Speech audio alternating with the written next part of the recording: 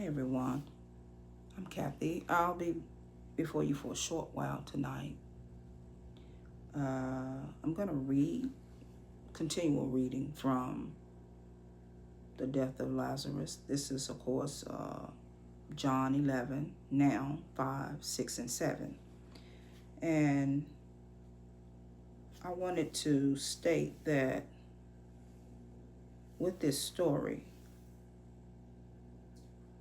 it speaks about Lazarus, and it also demonstrates how Jesus was courageous as well as very obedient and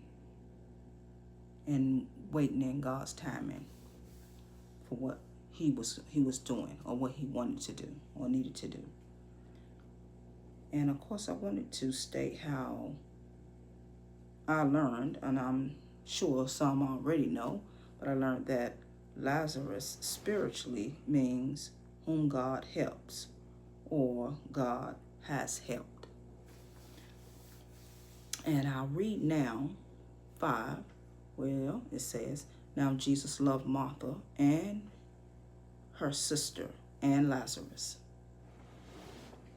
And 6 states, so when he heard that Lazarus was ill, he stayed 2 days longer in the place where he was.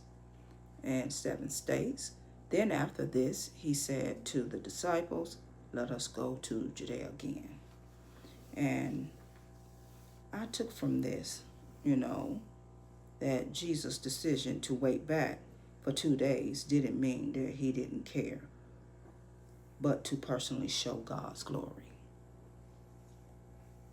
And I also saw how in verse 6 that it explains that Jesus knows his friend Lazarus is sick, and he purposely waited the 2 days to demonstrate, divine purpose over fear. And that also shows trust in God's timing to followers in adversity. And also, Jesus then said to the disciples, of course, let us go back to Judea again. This was, in the moment when Jesus also raised Lazarus.